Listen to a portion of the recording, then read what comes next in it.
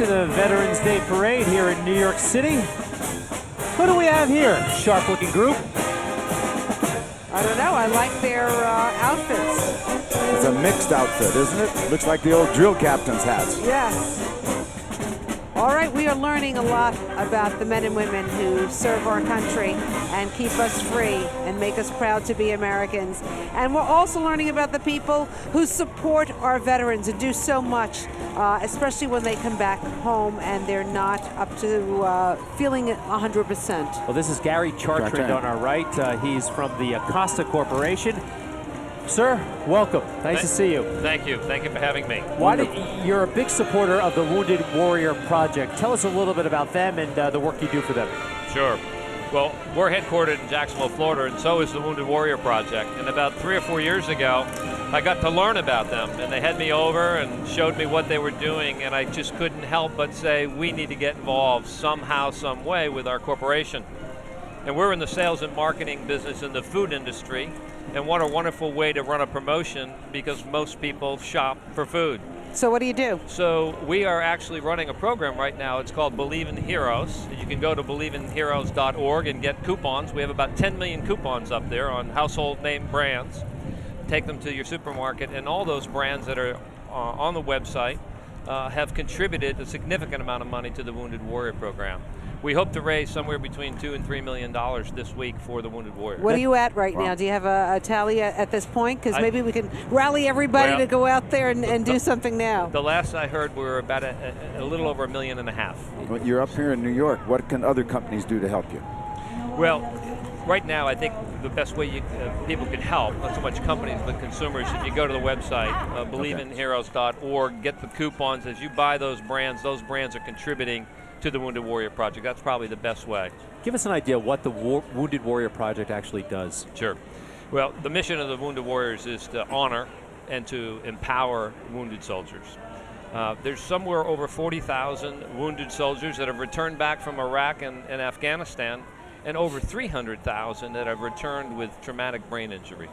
So these warriors need a lot of help to get back on their feet, and so they empower them through programs, educational programs, mental health programs, physical rehabilitation programs, and education and workforce development. So they're doing just tremendous work for our warriors.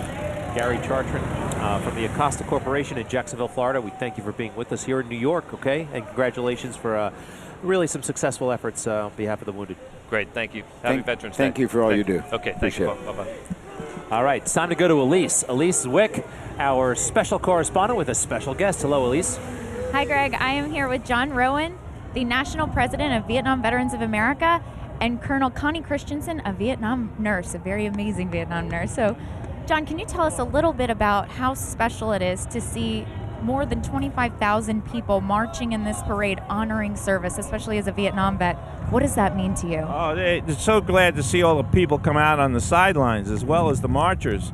And of course, being that this is the start of the 50th anniversary of the Vietnam War, it's especially poignant for us. Very good. Now, can you tell us a little bit about your work in Vietnam as well as a nurse? I was an operating room nurse in Vietnam, dealing with the aftermath of war on a daily basis. People that were badly and traumatically injured, not only by weapons, well, a multitude of different kinds of weapons, firearms certainly, but landmine injuries, people that had been burned. It was really a difficult task.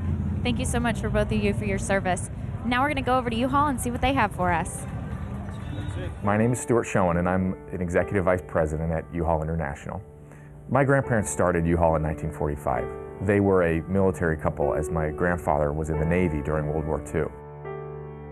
They came back and decided they were going to start this small business, just the two of them. And when they needed help to get it started, they relied on their family and their friends, many of whom were former military. And those are the people that started the company. And that hasn't changed today. Today, all of our recruiters are former military personnel, and they actively seek out and look for former servicemen and women because the skills and talents that they develop during their service are ideal for the way that we like to run the company. And 6 years later, U-Haul is still a family company that values veterans and welcomes them into our family.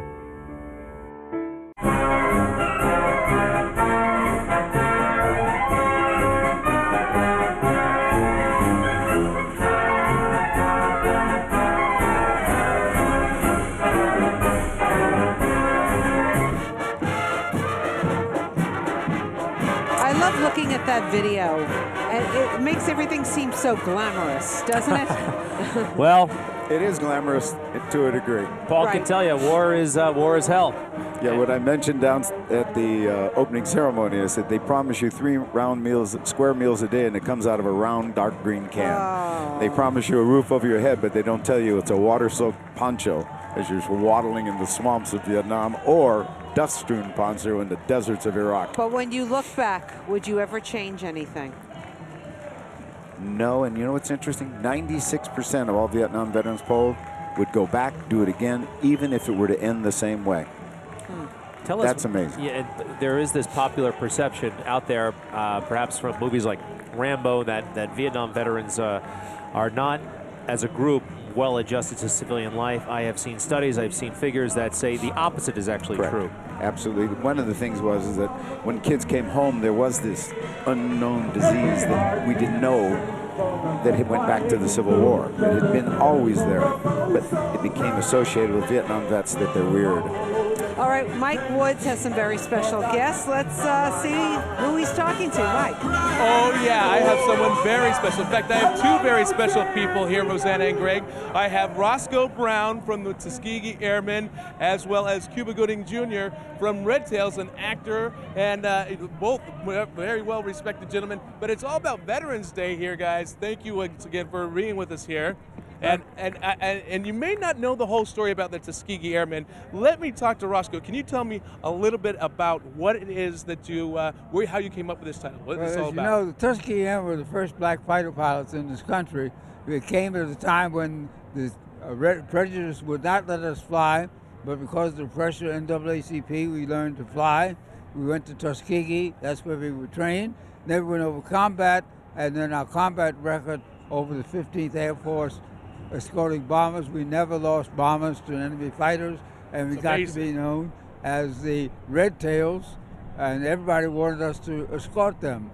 And right now, because of this Red Tails movie, by the way, the Red Tails is the color of the tails of our plane. Because of the Red Tails movie, guys like Cuba bring us alive again. All right, so Cuba. So I mean, this has to be quite an honor for you to portray someone like Roscoe Brown. What's it like, and what did you learn from the movie Red Tails? Well, you know, I was telling Dr. Brown when I was in high school, we didn't have the African American curriculum classes. You know, we didn't know what our participation was in World War II. And to hear of the heroic feats that they accomplished, you know, the bomber escorts, the raids, and everything, it's a wonderful thing. And I tell you, George Lucas is more passionate about telling their story than anybody I've ever met. And it is. It's an amazing story. I mean, you actually partook in taking some of the enemy fighters down, correct? Yeah, I shot down the first jet over Berlin, That's which amazing. is the climax of our movie.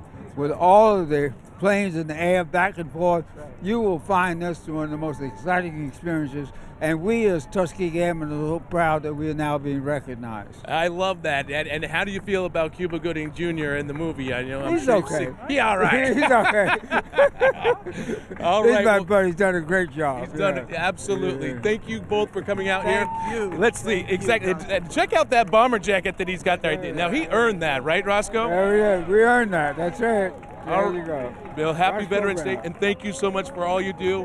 And, of course, we got Cuba. He's in there. Okay, Mike. Giving much love. Thank you very much. See you at the marathon. Absolutely. Next year, the marathon. I That's what run he's the trying to get me marathon too, you know. Oh, my gosh. I can't live up to this guy. Yeah. Roscoe, you go, my friend. Yeah, okay. All right. Keep it Tuskegee going. Airmen, Greg and Rosanna. I don't know. I can't keep up. I love it. That's fantastic. Tell him we Oh, said I hi. I've met him before. He's a great guy. He Lives. is. He's a New Yorker too, by the way. And listen, they also overcame prejudice and racism during that war as And well. when they came home, it was here. That was the amazing thing. So we didn't do this until the 60s. Those men came back from the war, were heroes, but we're discriminated against at the same time.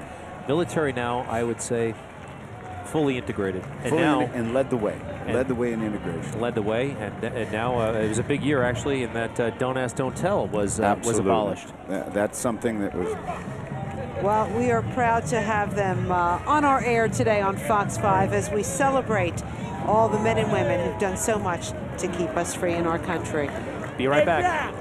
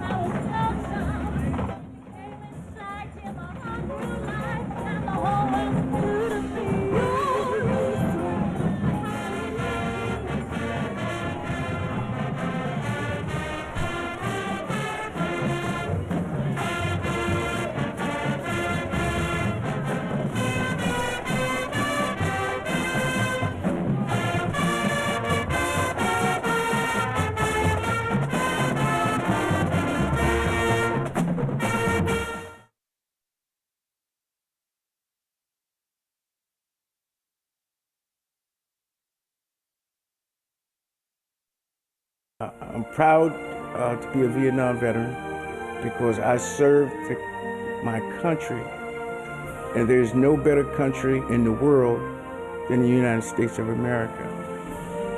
We have to show our soldiers and our warriors that we appreciate what they did, because without them, we wouldn't have the society and the opportunities that we now have to be a great country and provide for our families.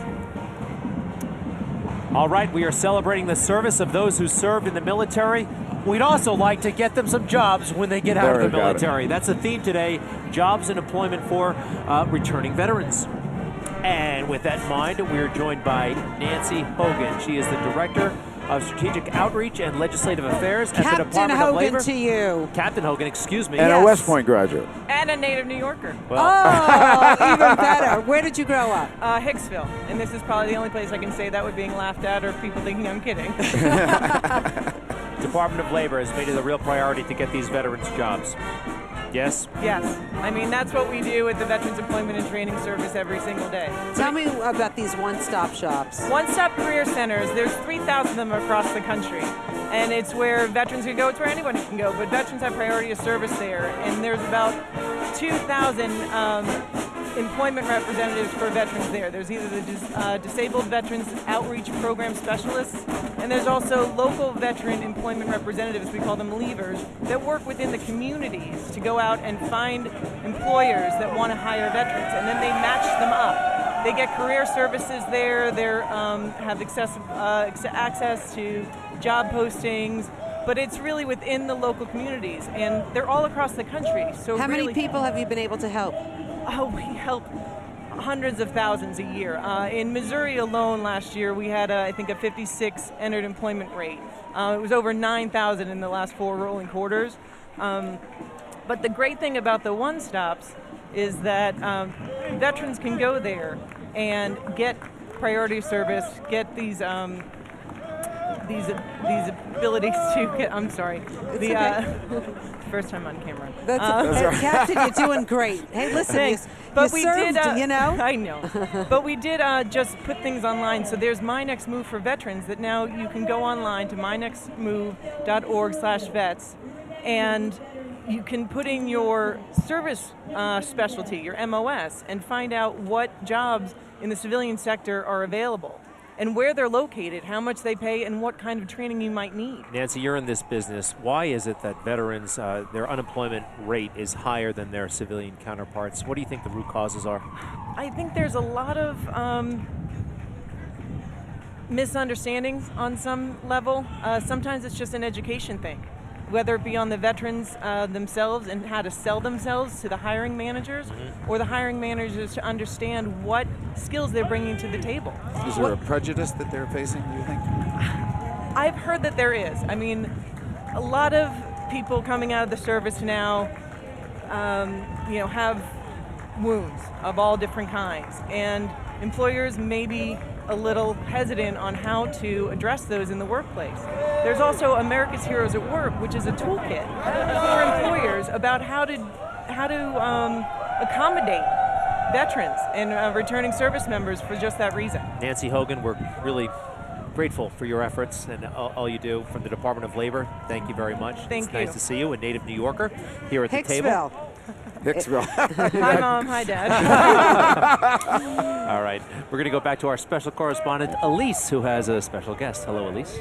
Hello, Greg. Thank you. I'm here with Lieutenant General Richard Newton, the Assistant Chief of Staff of the Air Force. Can you tell us a little bit about your service and what is so important to you today on this Veterans Day? I know earlier you said it was just being here, so can you talk a little bit about that? Well, Elise, first off, it is really an honor for to be here as part of this Veterans Day celebration. I want to first thank Mayor Bloomberg and the City of New York for putting on a great welcome and a celebration for our veterans. You know, we have more than 22 million veterans in the United States, and nearly 4 million of those veterans are United States Air Force. And so, representing our Secretary of the Air Force, Michael B. Donnelly, and our Chief of Staff of the Air Force, General Nordy Schwartz, it's just truly an honor and a privilege to be here. And what a great memory. I'm making a wonderful memory for myself right now, being part of this 2011 Veterans Day celebration.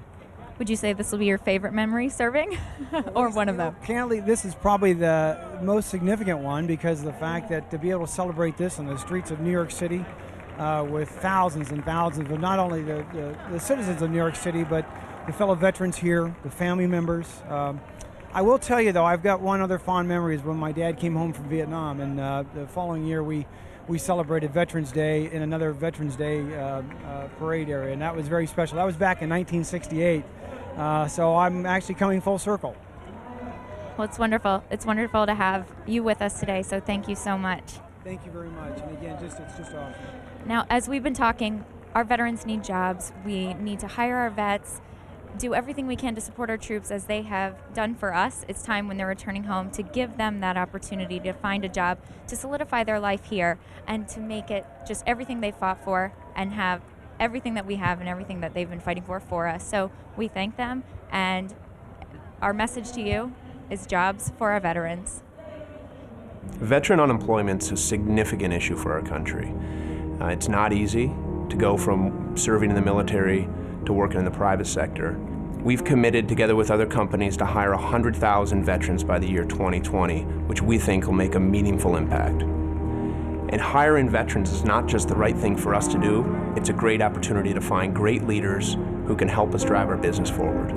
My name is Antoinette M. Proctor. I'm from Brooklyn. I served in the United States Marine Corps, and I currently work at Chase. In the military, I learned leadership, teamwork, and discipline, which enabled me to be successful at Chase. It makes me proud to be a part of such a big company who can actually take the time out to reach out and support vets.